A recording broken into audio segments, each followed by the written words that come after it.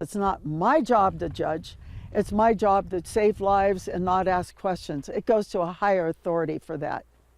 President-elect Donald Trump has promised big changes at the border, so we can expect changes to enforcement.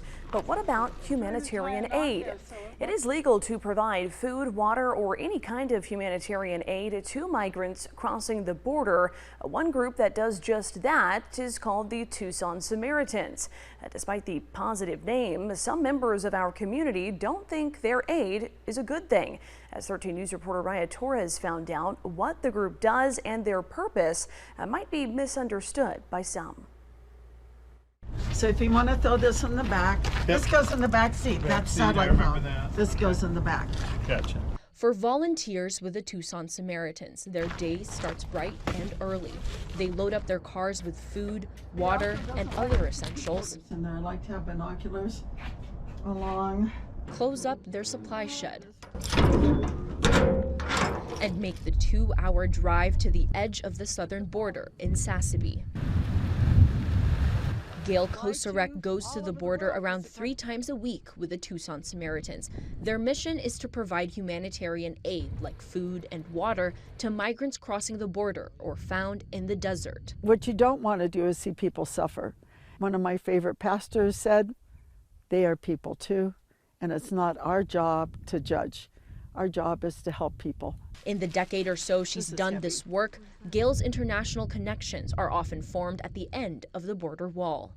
And 20 miles east of the Sassabee port of entry, border wall construction has stopped. Continuing along the rest of the way are these Normandy gates. And Gail has encountered migrants of all different countries and backgrounds. And around this area, she's also found ripped up remnants of passports and travel documents. I've met people as far away as Vietnam, Nepal, Bangladesh, Albania, South America, Central America, Dominican Republic, Belize is a surprise, Jamaica, yeah, all over the world. Is there anyone in the camps today? No. No one? There's nobody here. Border Patrol picked up everybody in the early shift.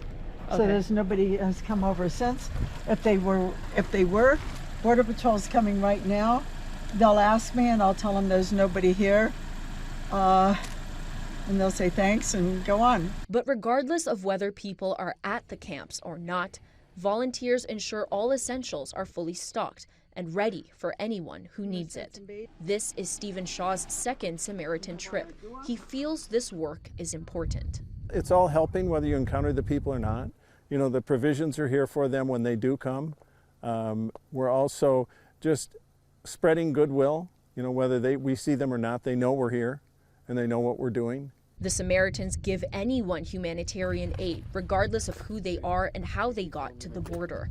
After giving help, the Samaritans will wait for Border Patrol to pick the migrants up. If we're not here to stop them and to give them food and water and wait till Border Patrol comes, they're just going to wander off, and now you're going to find a lot of bodies. Giving humanitarian aid to anyone is legal, but Gail and other Samaritans have received threats, been stalked, and harassed by people who don't agree with their work. On social media, some call Gail naive. They think we work with the cartel, they think we're pedophiles, they call us all kinds of crazy things. Ignorance is an ugly thing. People frequently make unfounded decisions. They hear something and take it as fact, read something, take it as fact, without doing any research. My experience is it does not deserve any hate. They're just saving people's lives. Gail says she knows most of the migrants she encounters and gives aid to are most likely going to be deported. She told me there were even times when she'd see them in Nogales, Mexico, just days after she met them in the United States. Raya Torres, 13 News.